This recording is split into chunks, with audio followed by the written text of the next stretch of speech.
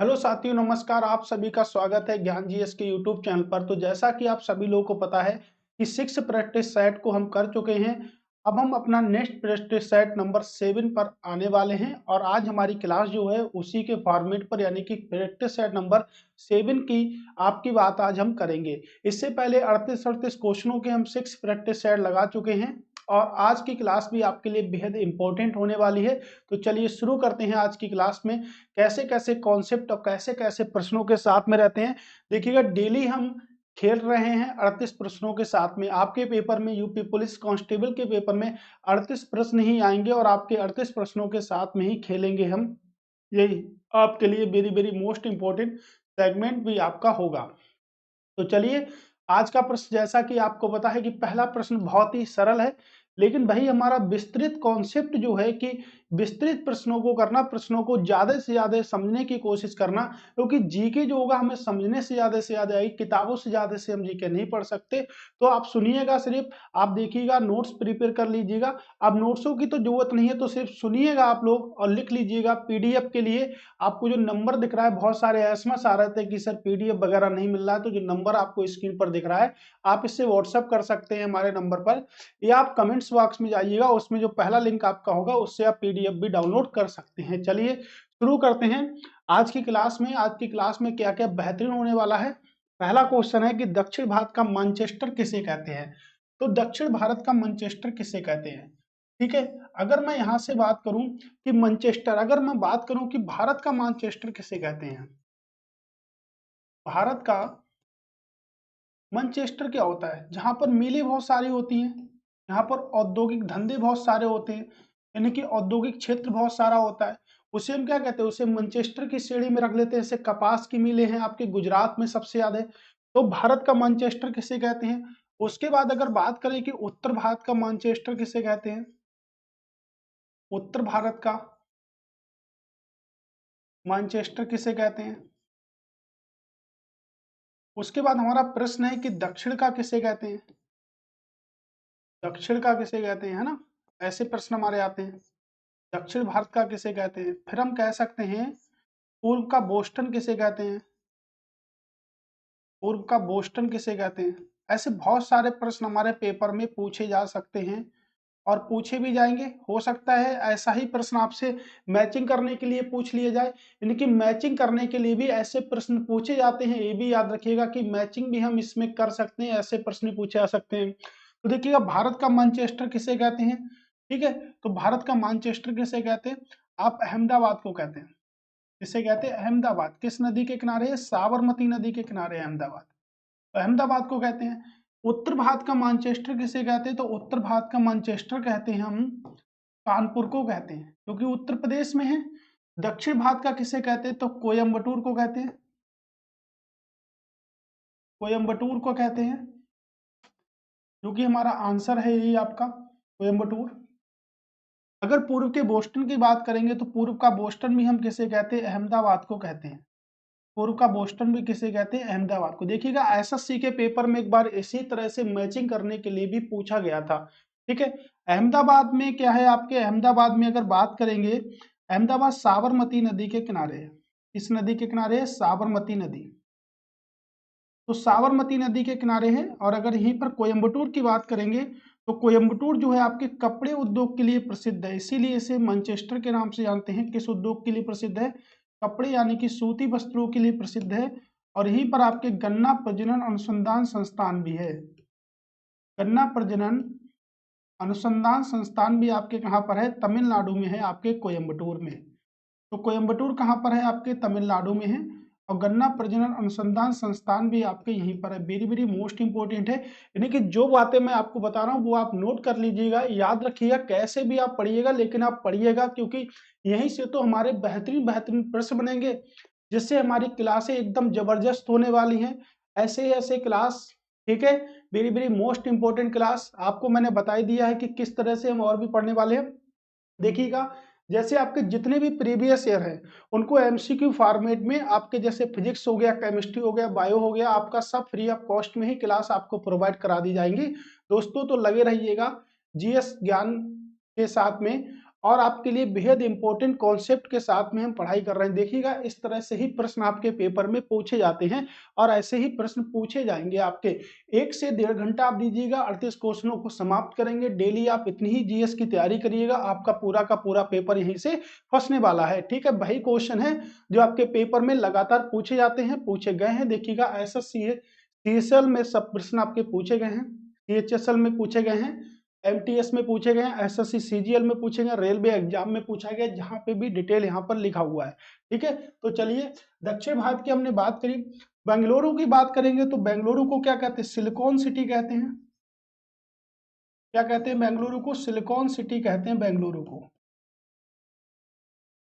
ठीक है, silicon city किसे कहते हैं? बेंगलुरु को कहते हैं आप लोग। चेन्नई यानी कि देखिएगा यहाँ पर अहमदाबाद, अहमदाबाद किस नदी किनारे आपके हो गया? साबरमती। ठीक है, साबरमती नदी का पुराना नाम क्या हो गया आपका? भोगबारीपन। ठीक है, कौन सी नदी हो गई आपका? भोगबा नदी। तो देखिएगा, यही प्रश्न आपसे पूछे भी जाएंगे पेपर में। चलते हैं नेक्स्ट प्रश्न की ओर चलते हैं। अगला प्रश्न हमसे क्या कह रहा है कि कौन सा साहित्य संगम साहित्य के रूप में प्रसिद्ध है? तो संगम साहित्य की बात की जा रही है। कौन सा साहित्य संगम साहित्य के रूप में प्रसिद्ध है? तमिल साहित्य हो गया, वैदिक साहित्य हो गया, उर्दू हो गया, या संस्कृत हो गया। अगर मैं बात करूं कि संस्कृत का जनक किसे कहते हैं, संस्कृत का जनक किसे कहते हैं? तो संस्कृत के जनक जो थे, इन्होंने एक पुस्तक लिखी थी, शायद पुस्तक का नाम देखकर आपको ध्यान आ जाएगा, अष्टाध्यायी। कौन सी पुस्तक लिखी थी? अष्टाध्यायी। अब आपको पता चल गया होगा कि अष्टाध्यायी पुस्तक जो लिखी थी वो किसने लिखी थी? पाणिनि ने लिखी थी। तो इस संस्कृत का एक प्राचीन ग्रंथ मान सकते हैं हम इसको। ठीक है, वैदिक साहित्य के जो ग्रंथ हैं उन्हें हम क्या कहते हैं? तो सबसे प्राचीनतम ग्रंथ है वैदिक साहित्य के वेद, और वेदित्री कहते हैं इन्हें। वेदित्री, वेद में 3 वेद शामिल होते हैं, जैसे ऋग्वेद आपका हो गया, ऋग्वेद शामिल होता है। उसके बाद में बात करेंगे यजुर्वेद शामिल होता है, मैंने आपको वेदों के बारे में पढ़ाया है। उसके बाद में यहाँ पर सामवेद शामिल होता है। कौन सा वेद होता है? सामवेद। और हमारा सबसे नवीनतम वेद जो होता है उसे हम क्या कहते हैं? तो उसे हम कहते हैं अथर्ववेद। उसे हम अथर्ववेद भी कहते हैं। ठीक है, क्या कहते हैं? अथर्ववेद भी हम उससे कहते हैं। वेदित्री में 3 वेद आपके होते हैं, चौथा वेद आपका नवीनतम वेद है, इसे अथर्ववेद कहते हैं। वैदिक साहित्य भी देख चुके थे। तमिल साहित्य की बात करेंगे तो तमिल साहित्य का सबसे जो पुराना आपका जो ग्रंथ है उसे कहते हैं हम, इंपॉर्टेंट है, आपके पेपर में आ सकता है, शिल्पा दिकराम। तमिल साहित्य का सबसे प्राचीन ग्रंथ है आपके। किसने लिखा? आपके पिंगालो ने लिखा था। ठीक है, वेरी वेरी मोस्ट इंपॉर्टेंट है, तमिल साहित्य का सबसे प्राचीनतम ग्रंथ है। किस साहित्य को संगम साहित्य के नाम से जानते हैं? तो तमिल साहित्य को संगम साहित्य के नाम से जानते हैं। देखिएगा, वैदिक काल यानी कि वेदों के बारे में आपको हम सब पढ़ा चुके हैं। वेद कितने प्रकार के होते हैं, कैसे कैसे आपके वेद होते हैं, उनके उपवेद क्या होते हैं, उनके ब्राह्मण ग्रंथ क्या होते हैं, सब कुछ आपको बता चुके हैं। उर्दू के बारे में देखिएगा, संस्कृत के बारे में अभी हमने देखा। संस्कृत की अगर हम बात करेंगे तो संस्कृत का जनक किसे कहते हैं? पाणिनि को कहते हैं। उन्होंने एक अष्टाध्यायी की पुस्तक लिखी थी। ठीक है, ये भी याद रखिएगा, वेरी वेरी मोस्ट इंपॉर्टेंट है। ये भी पॉइंट आपका बहुत ज्यादा इंपॉर्टेंट है, पेपर में पूछा जाने वाला है। और ये वाला तो आपका जरूर पेपर में पूछा जाने वाला है कि तमिल साहित्य का सबसे प्राचीनतम ग्रंथ आप लोग बताइएगा क्या है। तो तमिल साहित्य का सबसे प्राचीनतम ग्रंथ है, और किसने लिखा है, ये सब दोनों क्वेश्चन आपसे पूछे जाएंगे, बहुत इंपॉर्टेंट है। ठीक है, और वेद से तो संबंधित है, इसलिए मैंने वेद की ज्यादा से ज्यादा आप लोगों के समक्ष चर्चा नहीं की है। ठीक है, प्राचीन भारत के महान व्याकरणविद पतंजलि किसके समकालीन थे? तो पतंजलि किसके समकालीन थे? पतंजलि ने एक पुस्तक लिखी थी जिसे कहते हैं महाभाष्य। महाभाष्य को पुस्तक को लिखा था संस्कृत भाषा में पतंजलि ने। चंद्रगुप्त मौर्य के समकालीन थे। चंद्रगुप्त मौर्य के समकालीन कौन थे? आचार्य चाणक्य, जो कि चंद्रगुप्त मौर्य के क्या थे? मंत्री थे, प्रधानमंत्री थे। तो चंद्रगुप्त मौर्य और चाणक्य ने मिलकर घनानंद की हत्या कर दी थी, यानी कि अंतिम शासक नंद वंश के घनानंद की हत्या कर दी थी 2 व्यक्ति ने मिलकर। और 2 व्यक्ति के बाद एक सम्राट बना था जिन्हें कहते हैं विजेता चंद्रगुप्त मौर्य, और मौर्य चंद्रगुप्त मौर्य को कहते हैं मौर्य वंश का शासक। इतिहास में ऐसे बहुत कम व्यक्ति हुए हैं जिन्होंने अपना शासन अपनी मृत्यु से पहले छोड़ दिया था। ठीक है, तो चंद्रगुप्त मौर्य का जो शासन था, उन्होंने अपनी मृत्यु से 1 साल पहले अपने राज सिंहासन को छोड़ दिया था और अपने उत्तराधिकारी को घोषित कर दिया था। ठीक है, ये देखिएगा, इनकी जो मृत्यु होती है वो कहाँ पर होती है? चंद्रगुप्त मौर्य की श्रवणबेलगोला कर्नाटक में मृत्यु होती है। कहाँ पर मृत्यु हुई? श्रवणबेलगोला कर्नाटक में संलेखना विधि के द्वारा मृत्यु हुई।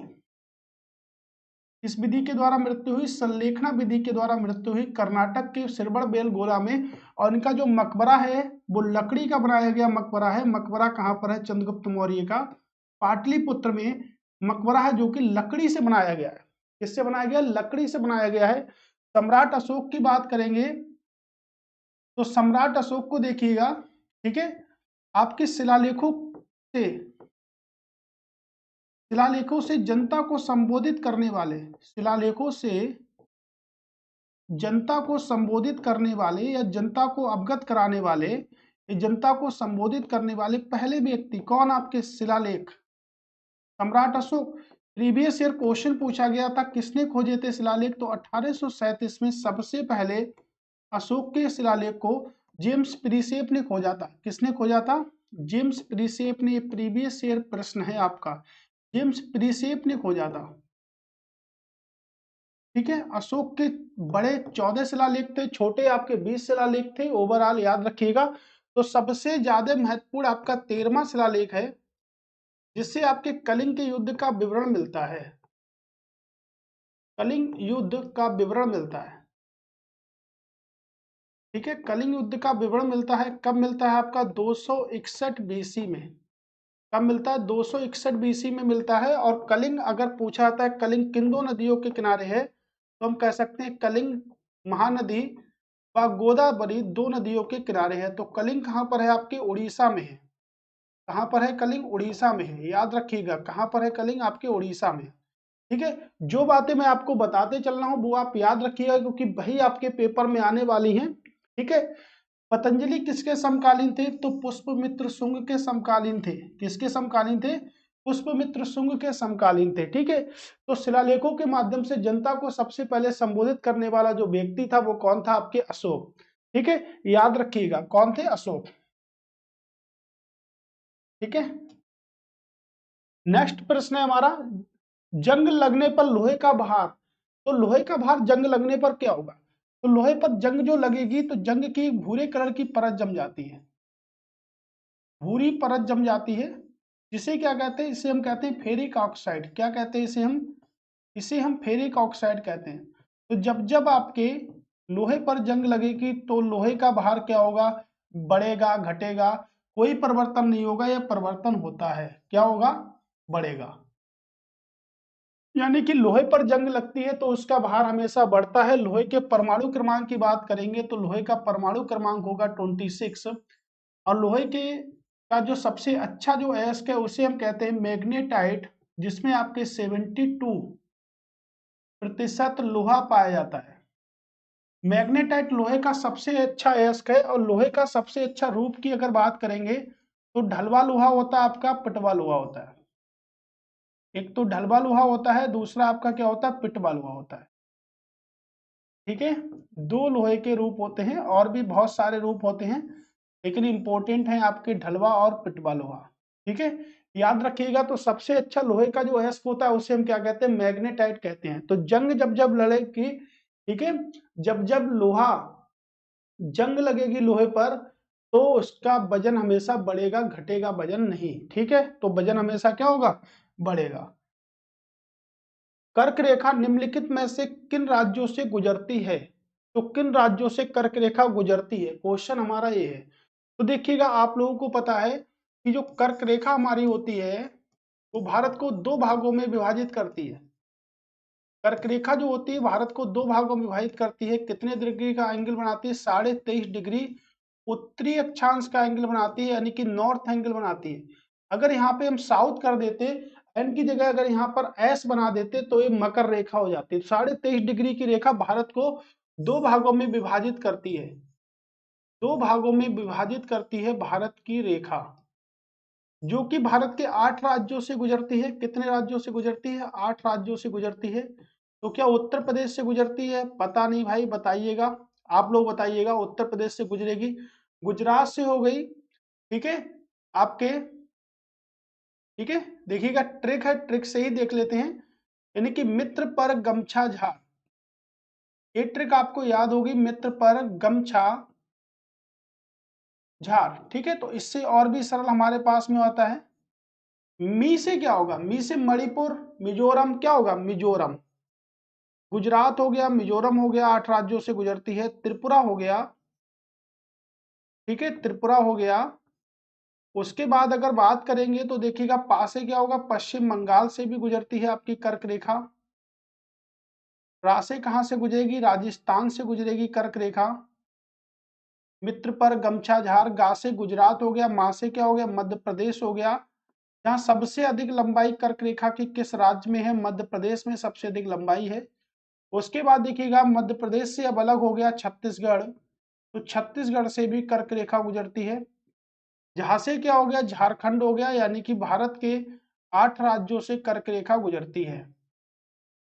कितने गुजरती है? 8 राज्यों से कर्क रेखा गुजरती है भारत में। 8 राज्यों के नाम आपको पता चल गए, यानी कि 8 राज्यों से कर्क रेखा गुजरती है भारत में, जो कितने डिग्री का एंगल बनाती है? जो आपके 23.5 डिग्री का एंगल बनाती है, वो भी नॉर्थ दिशा में बनाती है, साउथ दिशा में नहीं। अगर ये साउथ कर देंगे तो ये प्रश्न आपका गलत हो जाएगा, ठीक है, याद रखिएगा। तो ये ट्रिक है मित्र पर गमछा झाड़। तो देखिएगा गुजरात से तो कर ही रही है, झारखंड से भी कर रही है, आपके असम से भी कर रही है, 1 2 4। तो 1 2 4 वाला ऑप्शन देखिएगा, ऑप्शन नंबर सी सही है। लेकिन कितने सबसे लंबी सीमा किसके साथ बनाती है? तो सबसे लंबी सीमा एमपी के साथ बनाती है। और सबसे कम सीमा का स्पर्श किसके साथ में है?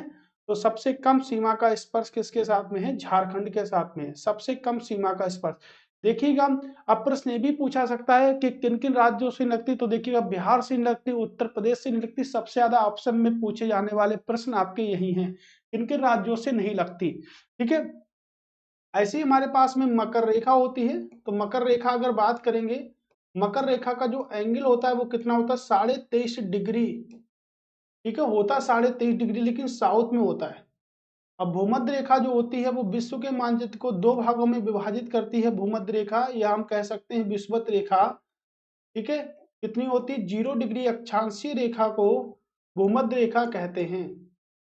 तो 0 डिग्री अक्षांशीय रेखा को भूमध्य रेखा कहते हैं, ठीक है। याद रखिएगा भूमध्य रेखा कितने देशों से गुजरती है? 21 देशों से गुजरती है। पेपर में प्रश्न आएगा तो क्या करेंगे कि कितने देशों से गुजरती है? 21 देशों से पढ़ाया है, प्रैक्टिस सेट नंबर 2 में पढ़ाया है किन किन देशों से नहीं गुजरती है। मकर रेखा कितने देशों से गुजरती है? लगभग में 18 देशों से मकर रेखा गुजरती है। ये भी प्रश्न पढ़ाया है मैंने आपको, ठीक है। अगर आज आप 7वां प्रैक्टिस सेट देख रहे हैं तो इससे पहले आप जाकर प्रैक्टिस सेट नंबर देखें जाके, और प्रैक्टिस सेट नंबर वहां से अगर आप देखेंगे जाके तो आपको पूरी की पूरी डिटेल नॉलेज मिलेगी कि क्या क्या अभी तक हमने पढ़ा था, क्या क्या हमारे कॉन्सेप्ट निकले थे अभी तक, कि क्या क्या हम कर सकते हैं, कि कितने क्वेश्चन अभी तक हम कैप्चर कर सकते हैं। 6 क्लास पढ़ चुके हैं, उसके बाद भी अगर हमसे क्वेश्चन नहीं हो रहे हैं तो हमसे क्वेश्चन किस टाइम पर होंगे, ये भी तो आपको डिसाइड ही करना है, ठीक है। तो याद रखिएगा कि क्वेश्चन हमें करने हैं, इसलिए आप लगातार पढ़िएगा। अगर आप आज पहली बार आए हैं तो चैनल को सब्सक्राइब कर लें, लाइक कर लें, कमेंट्स कर लें। और ये भी बात याद रखिएगा कि जो हम प्रीवियस 6 जो प्रैक्टिस सेट छोड़ दिए हैं, आप पहले से पढ़िएगा। जिस दिन आप पहले से पढ़ेंगे और आप अभी तक लगातार पढ़ते चलेंगे तो आपकी नॉलेज एकदम बेहतरीन परफेक्ट नंबर की हो जाएगी, एकदम जबरदस्त आपकी नॉलेज हो जाएगी। आपको कोई हराने वाला नहीं होगा जीके में, क्योंकि मैंने एक एक क्वेश्चन को बिल्कुल कॉन्सेप्ट से बताया है, बहुत ही अच्छी तरीके से बताया है। एक क्वेश्चन को बहुत ही अच्छी तरीके से समझा के आपको बताता हूं मैं, ठीक है। तो कृपया करके लगे रहिएगा, जितना जबरदस्त आपको देख मिले उतना जबरदस्त आप करिएगा। मुझे उम्मीद है कि आप बहुत ही अच्छा पढ़ाई कर रहे होंगे इस टाइम पर, क्योंकि एक स्टूडेंट के लिए मैंने हमेशा मुसीबत बताई है कि 4 से 6 मुसीबत उसके पास में रहती है, कि 4 तो सब्जेक्ट उसको क्लियर करने हैं, और दूसरा उसको क्या पढ़ना चाहिए क्या नहीं पढ़ना चाहिए, ये भी बहुत सारी मुसीबतें होती हैं। तो मैं आपको बता रहा हूँ, आपको जीके में सिर्फ उतना ही पढ़ना है जितना आपको यहाँ पर दिख रहा है, ठीक है। जितना आपको यहाँ पर दिख रहा है उतना ही पढ़ना है, कोई बात नहीं, प्रीवियस ईयर भी लेके आने वाला हूँ बहुत ही जल्द, ठीक है। चलिए अब देखते हैं अगला प्रश्न क्या है हमारा, आप अगर कंप्यूटर चलाते हैं, लैपटॉप चलाते हैं, तो आपको इस प्रश्न का आंसर देने के लिए टाइम नहीं लगने वाला है कि आप अच्छी तरीके से इस प्रश्न का आंसर दे सकते हैं। पूछ रहा है कौन सुमेलित नहीं है, तो कौन सुमेलित नहीं है? एमएस वर्ड डॉक्स में फाइल बनाता है, बिल्कुल ठीक है। एमएस एक्सेल, ये भी ठीक है। जेपीजी में बनाता है, एमएस पेंट। और एमएस पावर पॉइंट जो होता है, पीटीपी कुछ नहीं होता, पीपीटी होता है। क्या होता है? पीपीटी होता है। ठीक है, क्या होता है? पीपीटी होता है। तो कौन सा सुमेलित नहीं है? सुमेलित आपका ए वाला नहीं है। ठीक है, ए वाला आपका सुमेलित नहीं है। ठीक है, इसको याद रखिएगा, ए वाला सुमेलित आपका नहीं है। ठीक, चलिए। संविधान सभा के पहले अध्यक्ष कौन थे? Doctor B R Ambedkar, doctor Sachchidanand Sinha, doctor Rajendra Prasad, या उपयुक्त में कोई नहीं। अभी क्वेश्चन आपके जब भी पेपर में आएगा तो थोड़ा सा दिमाग आपका हिलेगा कि स्थायी अध्यक्ष पूछा है या अध्यक्ष पूछा है। ठीक है, ठीक है, तो याद रखिएगा परमानेंट पूछा है या अस्थायी अध्यक्ष पूछा है, तो क्या होगा? संविधान सभा। देखिएगा, संविधान सभा के आज मेंबर की बात कर लेते हैं, यानी कि संविधान सभा का कानूनी सलाहकार कौन था? तो संविधान सभा का कानूनी सलाहकार कौन था? पहला प्रश्न हमारा। तो संविधान सभा का कानूनी सलाहकार थे बी एन रॉय। क्या थे? B N Roy. संविधान सभा के उपाध्यक्ष कौन थे? संविधान सभा के उपाध्यक्ष कौन थे? तो उपाध्यक्ष थे संविधान सभा के एच सी मुखर्जी।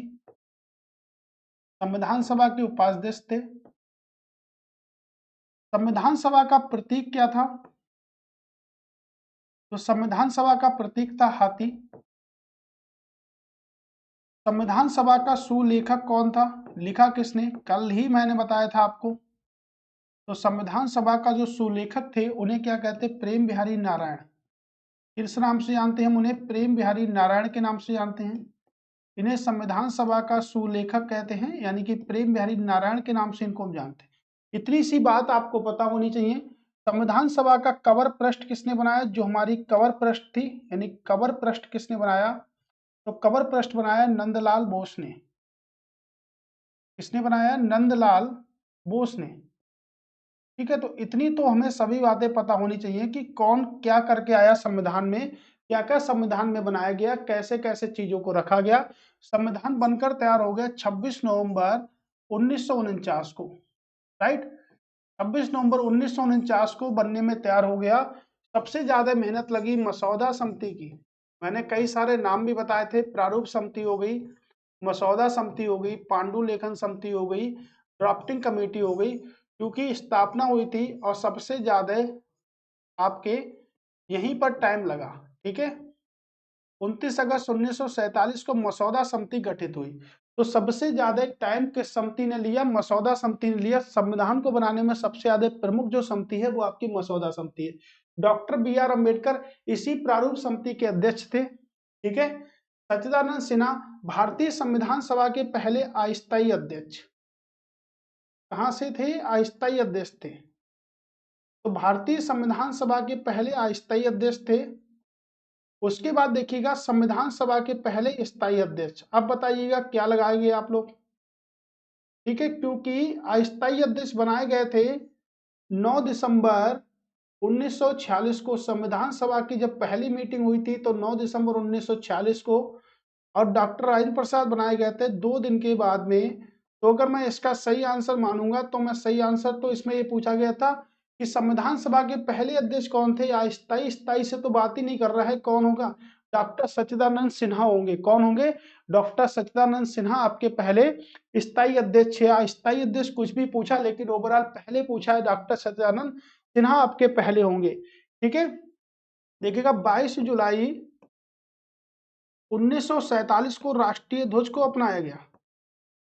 इसको राष्ट्रीय ध्वज को 24 जनवरी 1950 को 3 चीजों को बनाया गया। राष्ट्रपति को बनाया गया, राष्ट्रीय ध्वज को बनाया गया, सॉरी, राष्ट्रीय गीत और राष्ट्रीय गान। ठीक है, राष्ट्रीय गीत भी होगा यहाँ पर और राष्ट्रीय गान भी होगा। ठीक है, इन दोनों चीजों को यहाँ पर अपनाया गया। तीसरा राष्ट्रपति को, और राष्ट्रीय ध्वज को कब अपनाया गया? 22 जुलाई को अपनाया गया। ये राष्ट्रीय ध्वज है। राष्ट्रीय ध्वज का जो रेशियो है वो कितना है 3:2 का रेशियो आता है। कितने का 3:2 का रेशियो, यानी लंबाई चौड़ाई का रेशियो जो होगा वो 3:2 का रेशियो होगा। राइट, समझ गए आप लोग, अच्छे से इस क्वेश्चन को कर लिए होंगे आप लोगों ने। ठीक है, एक ग्रंथि जिसमें अंतःस्रावी भी होती है और बाह्यस्रावी भी होती है, यानी कि दोनों प्रकार की ग्रंथि आपकी होती है, जिसमें अंतःस्रावी भी है और आपकी बाह्यस्रावी भी है। कौन सी होगी? ठीक है, तो अंतःस्रावी भी है, एक्सोक्राइन भी है, एंडोक्राइन भी है, दोनों ग्रंथियां आपके हैं। कौन सी है? तो देखिएगा, मानव शरीर की अगर सबसे बड़ी ग्रंथि की बात करेंगे तो मानव शरीर की सबसे बड़ी ग्रंथि आपकी क्या है? लीवर। मानव शरीर की सबसे बड़ी ग्रंथि लीवर। मानव शरीर की दूसरी सबसे बड़ी ग्रंथि आपकी पैनक्रियाज, जिसे हम कहते हैं अग्नाशय। अग्नाशय जो होता है वो क्या करता है आपका? एक्सोक्राइन है, यानी कि अंतःस्रावी ग्रंथि भी है आपकी और बाह्यस्रावी ग्रंथि भी है। ठीक है, या बाह्यस्रावी ग्रंथि भी है, यानी कि दोनों प्रकार की ग्रंथि है, अंतःस्रावी भी है बाह्यस्रावी भी है। तो पैनक्रियाज, ठीक है, क्या होगा आंसर? पैनक्रियाज होगा। राइट, सबसे छोटी ग्रंथि क्या होती है आपकी? पीयूष ग्रंथि जो सबसे छोटी ग्रंथि होती है। सबसे बड़ी ग्रंथि आपकी क्या होती है? लीवर। अगर मैं यहां से पूछूं कि लीवर के अध्ययन को क्या कहते हैं, स्टडी ऑफ लीवर, तो देखिए कंफ्यूजन हमारे पास में रहता है स्टडी ऑफ लीवर को लेकर और स्टडी ऑफ ब्लड को लेकर। स्टडी ऑफ लीवर और स्टडी ऑफ ब्लड, ठीक है। अब देखिएगा कंफ्यूजन कहाँ होता है। अगर मैं पूछूं कि दोनों के अध्ययन में क्या कंफ्यूजन है, तो देखिएगा बहुत बड़ा कंफ्यूजन है। दोनों के अध्ययन में इतना बड़ा कंफ्यूजन है, बहुत ज्यादा, कि किसके अध्ययन को क्या कहते हैं। ठीक है, किसके अध्ययन को क्या कहते हैं। ठीक है, ये याद रखिए, किसके अध्ययन को क्या कहते हैं। हिमेटोलॉजी किसे कहते हैं, हिपेटोलॉजी किसे कहते हैं। तो देखिएगा, ब्लड जो आपका लीवर होता है इसके अध्ययन को कहते हैं हिपेटोलॉजी। क्या कहते हैं? हिपेटोलॉजी कहते हैं। और ब्लड के अध्ययन को क्या कहते हैं? हीमेटोलॉजी कहते हैं। हीमेटोलॉजी, यानी कि पे और मे का अंतर है, सिर्फ पे और मे का अंतर है, बाकी सब कुछ क्या है? सेम है। ठीक है, तो लीवर के अध्ययन को क्या कहते हैं? हिपेटोलॉजी कहते हैं। ब्लड के अध्ययन को हिमेटोलॉजी कहते हैं। और लीवर में एक प्रोटीन पाई जाती है जिसे कहते हैं हिपेरिन। कौन सी प्रोटीन पाई जाती है? तो इसमें एक प्रोटीन पाई जाती है जिसे कहते हैं हिपेरिन। कौन सी प्रोटीन पाई जाती है? हिपेरिन नामक प्रोटीन पाई जाती है आपके लीवर में। मानव शरीर की सबसे बड़ी ग्रंथि है। अगर यहीं से घुमा के क्वेश्चन पूछा जाए कि मानव शरीर का सबसे बड़ा अंग क्या है, तो मानव शरीर का सबसे बड़ा अंग क्या है? आपका त्वचा। ठीक है, मानव शरीर का सबसे बड़ा अंग क्या है? आपका त्वचा। तो मानव शरीर का सबसे बड़ा जो अंग है वो आपका त्वचा है। ठीक है, यानी कि स्किन है सबसे बड़ा अंग हमारे। भारतीय राज्यों में मुद्रा बिल होने के लिए कौन प्रमाणित करता है, यानी कि भारतीय राज्यों में मुद्रा बिल होने के लिए एक बिल को कौन प्रमाणित करता है। तो मुद्रा बिल यानी कि विधेयक की बात की जा रही है, यानी कि धन विधेयक की बात की जा रही है। लेकिन आप अगर इसमें ऑप्शन को देखेंगे तो आपको पता है कि धन विधेयक जो है वो आर्टिकल नंबर 110 के अंतर्गत, अगर भारत में बात करेंगे तो 110 के अंतर्गत क्या आता है? आपके धन विधेयक आता है। 110 के अंतर्गत आपके धन विधेयक आता है, जो सिर्फ कौन पारित कर सकता है? लोकसभा अध्यक्ष। कौन पारित कर सकता है? लोकसभा का अध्यक्ष पारित कर सकता है। लेकिन आपको ऑप्शन में प्रतीत हो रहा होगा कि जो ऑप्शन है आपके वो किससे? राज्यों से संबंधित है। किससे संबंधित है? आपके राज्यों से संबंधित है। तो यहाँ पर राज्य की बात करेंगे। जब केंद्र में लोकसभा का अध्यक्ष कर सकता है तो राज्य में कौन करेगा? विधानसभा का अध्यक्ष करेगा। कौन करेगा? विधानसभा का अध्यक्ष करेगा। ठीक है, अब देखिएगा, एक राज्य में आपके होती है, एक विधानसभा होती है और एक विधान परिषद होती है। क्या होती है? तो प्रत्येक राज्य में विधान परिषद है नहीं, तो आर्टिकल नंबर 140 के अंतर्गत प्रत्येक राज्य में एक विधानसभा होगी। क्या होगी? आर्टिकल नंबर 170 के अंतर्गत प्रत्येक राज्य में क्या होगी? विधानसभा होगी। तो विधानसभा में अधिकतम सदस्य हो सकते हैं 500 और न्यूनतम सदस्य हो सकते हैं 60। ठीक है, इसका जो कार्यकाल होता है विधानसभा का वो कितने वर्षों का होता है? 5 वर्षों का होता है। और इसका इलेक्शन लड़ने के लिए न्यूनतम आयु कितनी होती है? 25 वर्ष होती है। इलेक्शन लड़ने के लिए न्यूनतम आयु कितनी होनी चाहिए? 25 वर्ष होनी चाहिए इलेक्शन लड़ने के लिए। वहीं अगर बात करें कि विधान परिषद किस भारतीय संविधान के किस अनुच्छेद के अंतर्गत गठित की जाती है? तो विधान परिषद भारतीय संविधान के आर्टिकल नंबर 171 के अंतर्गत गठित की जाती है। इसके अंतर्गत 71 के अंतर्गत गठित की जा सकती है। तो विधान परिषद की संख्या जो होगी विधानसभा की कुल संख्या का 1/3 से अधिक नहीं होगी, 1/3 से अधिक नहीं होगी कुल संख्या का। ठीक है। अब राज्य के वित्त मंत्री की बात करेंगे, देखिएगा वित्त मंत्रालय, अगर राज्य वित्त मंत्रालय की बात करेंगे तो किस आर्टिकल के अंतर्गत आता है? 243 आई के अंतर्गत आता है, 243 आई के अंतर्गत आता है। राज्य का राज्यपाल होगा, मैंने आपको कल वाली क्लास में ही बताया था कि राज्य का राज्यपाल 153 और 155 के अंतर्गत आता है। ठीक है। उच्च न्यायालय के मुख्य न्यायाधीश की नियुक्ति कौन करेगा? राष्ट्रपति करेंगे, आर्टिकल नंबर 217 के अंतर्गत, आर्टिकल नंबर 217 के अंतर्गत। ठीक है, याद रखिएगा भाई मेरे, ये वो क्वेश्चन है जो आपके पेपर में सबसे ज्यादा बार पूछे जाएंगे बेटा। ठीक है, तो याद रखिएगा यही क्वेश्चन आपके सबसे ज्यादा बार पूछे जाएंगे, ऐसे ही प्रश्न आपके पेपर में पूछे जाते हैं।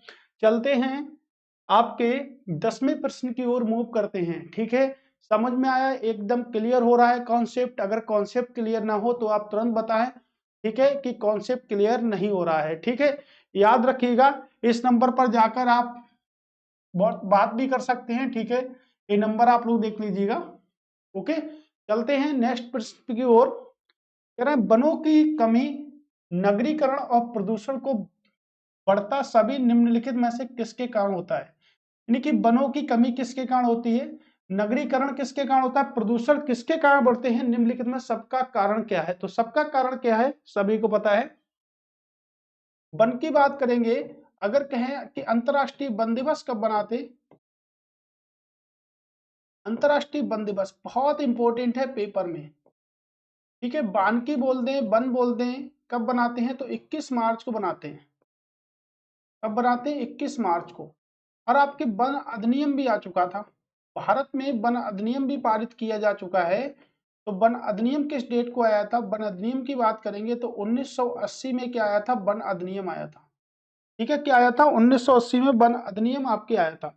ग्रीन हाउस प्रभाव, ग्रीन हाउस प्रभाव के लिए सबसे ज्यादा जो उत्तरदायी गैस होती है वो होती है आपकी CO2। CO2 अगर ऑप्शन में ना मिलती है तो आपके जलवाष्प।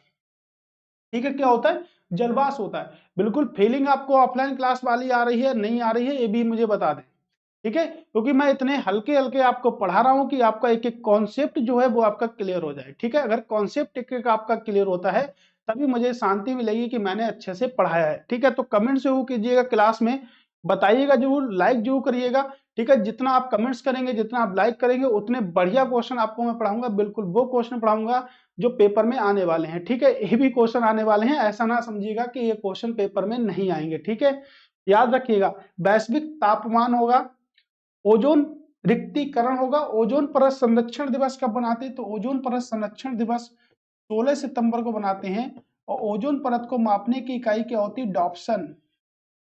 तो ओजोन परत की मोटाई को किससे मापते हैं? डॉप्सन को। और ओजोन लेयर कहाँ पाई जाती है? समताप मंडल में पाई जाती है। स्ट्रेटोस्फीयर में आपकी ओजोन लेयर पाई जाती है। तो समताप मंडल ताप बिल्कुल सम है, यानी कि वायुयान किस मंडल में उड़ेंगे? तो वायुयान भी आपके समताप मंडल में उड़ेंगे। ठीक है, आबादी का बढ़ना, तो वनों की कमी का मतलब सीधा सा है कि आबादी बढ़ रही है इसलिए वनों की कमी हो रही है। आंसर क्या होगा आपका? Option number D. Option number D एकदम राइट आंसर है, कोई भी कमी नहीं है। तो देखिएगा वेरी वेरी मोस्ट इंपोर्टेंट है। ठीक है, कोई भी डिफरेंस नहीं है, कोई भी कमी नहीं है क्वेश्चन पर। निम्नलिखित केंद्र शासित प्रदेशों में सर्वाधिक बड़ा आकार किसका है? चंडीगढ़ का है, लक्षद्वीप का है, दमन और दीप का है, या पांडिचेरी का है? तो सबसे ज्यादा बड़ा अंडमान निकोबार द्वीप समूह है। कौन सा है? अंडमान निकोबार द्वीप समूह सबसे बड़ा है आपके। ठीक है, उसके बाद में कौन है आपका? दिल्ली है। तो देखिएगा दिल्ली भी नहीं है, अंडमान निकोबार द्वीप समूह भी नहीं है, तो कौन सा होगा आपका? पौंडीचेरी। कौन सा होगा आपके? पौंडीचेरी होगा। ठीक है, कौन सा आपका सबसे बड़ा है? पौंडीचेरी है। सबसे ज्यादा साक्षरता किसमें है? तो सबसे ज्यादा साक्षरता वाला कौन सा है? ठीक है, तो साक्षरता सबसे ज्यादा किसमें है आपके? ठीक है। लक्षद्वीप में सबसे ज्यादा साक्षरता है। कौन सा जीवित पक्षी विश्व का सबसे छोटा अंडा देता है? तो कौन सा जीवित पक्षी विश्व का सबसे छोटा अंडा देता है? सबसे बड़ा आपका शुतुरमुर्ग देता है, सबसे छोटा कौन सा देता है? तो हॉर्नबिल देता है। हॉर्नबिल कहाँ मिलेगा? हॉर्नबिल महोत्सव आपके कहाँ पर होता है? भारत में नागालैंड में होता है। कहाँ पर होता है? नागालैंड। नागालैंड की कैपिटल क्या है? कोहिमा। ठीक है, नागालैंड यानी कि कोहिमा में होता है। बी होमबर्ड होता है, तो ये तो नहीं होता। ठीक है, यही होता है, सॉरी, यही वाला आंसर है हमारा।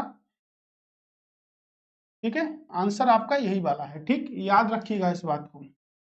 ठीक है, बेटी बचाओ बेटी पढ़ाओ कार्यक्रम योजना किससे संबंधित है? Very very most important. अगर योजनाओं से प्रश्न आपके पेपर में आएगा तो ये प्रश्न जरूर बचेगा।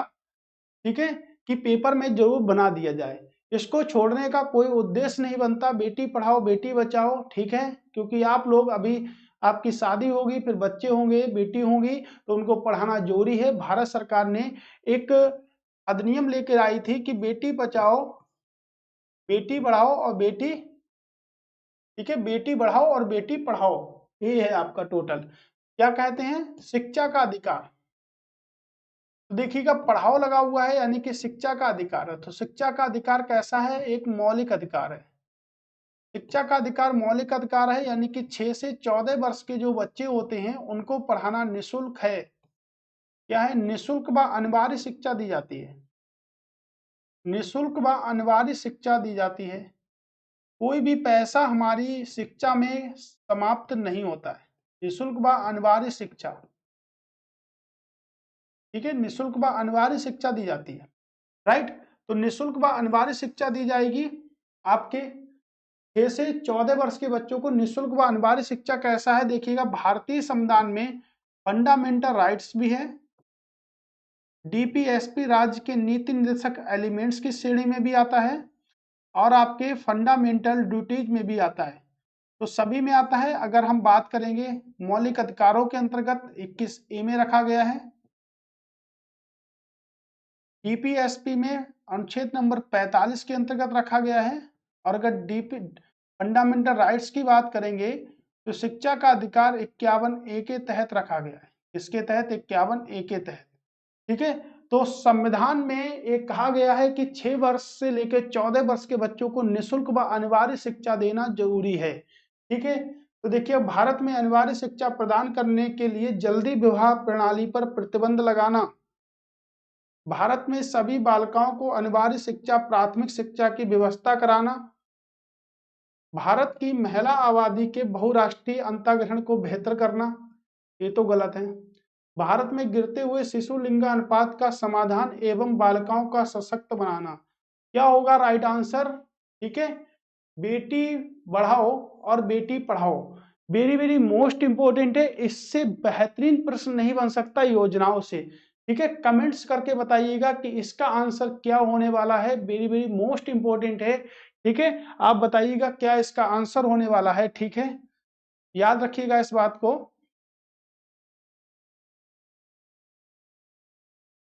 तो बताइएगा क्या उसका आंसर होने वाला है।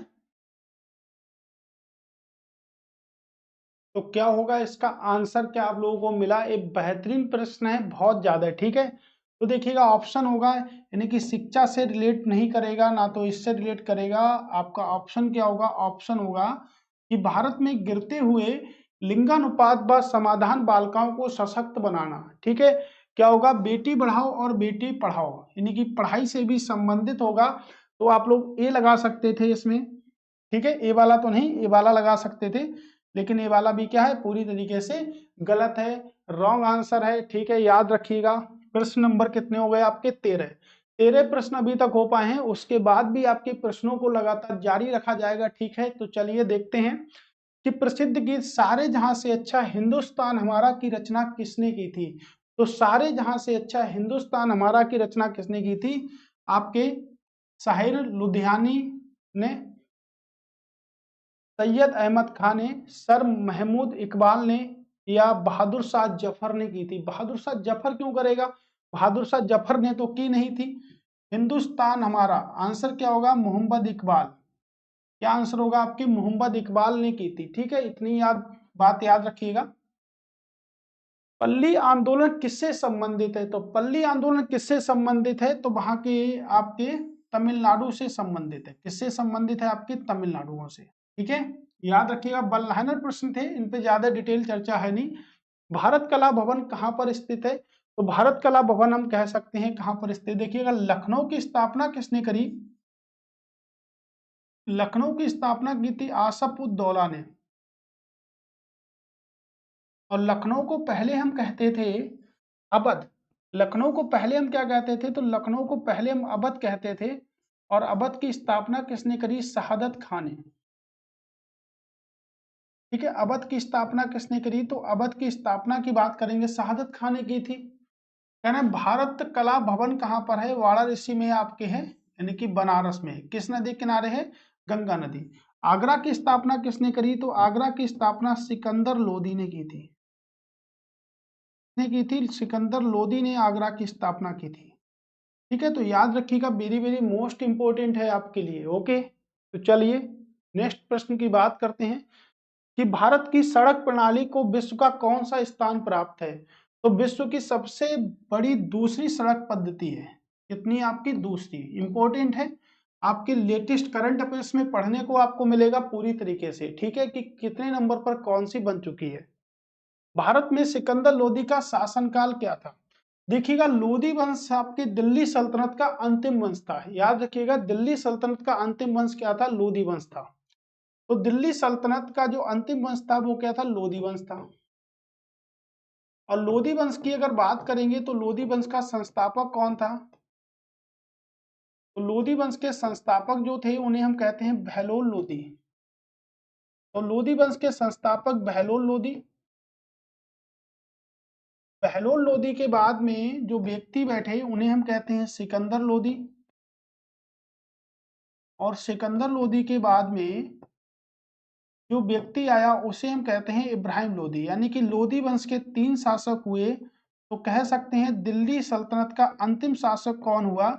दिल्ली सल्तनत का अंतिम शासक महमूद लोदी या इब्राहिम लोदी।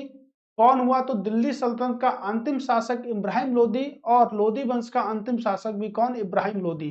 तो देखिएगा, लोदी वंश से पहले दिल्ली सल्तनत में कुछ वंश हुए, जिसमें सबसे पहले आपका गुलाम वंश आया। गुलाम वंश आया। उसके बाद आपका खिलजी वंश आया। क्या आया? खिलजी वंश आया। खिलजी के बाद तुगलक वंश आया आपका। और तुगलक वंश के बाद आपका सैयद वंश आया। क्या है? आपका सैयद वंश आया। और उसके बाद अंतिम वंश की बात करेंगे तो आपका लोदी वंश आया। अब देखिएगा कि ये जो आपका रहा था 1200 से लेके 1290, 1290 से लेकर 1320,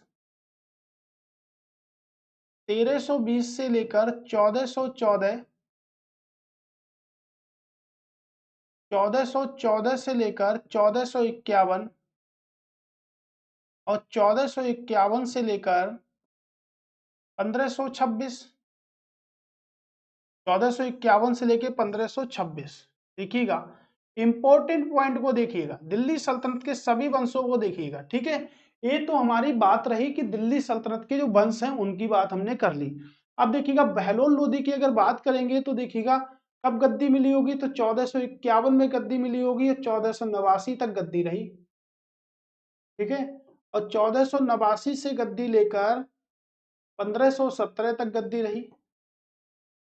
और 1517 से गद्दी लेकर 1526 तक रही। किससे? किसे हराया? किसने हराया? इब्राहिम लोदी को किसने हराया? बाबर ने। और युद्ध भूमि में ही मार दिया। उसका मकबरा कहाँ है? पानीपत में है। बाबर को, बाबर की जो लड़ाई थी वो इब्राहिम लोदी से नहीं थी। इब्राहिम लोदी को आमंत्रित किया गया था भारत पर आक्रमण करने के लिए। तो बाबर को आमंत्रित करा गया था भारत पर आक्रमण करने के लिए। किसने किया था? दौलत खान ने, जो कि पंजाब से था।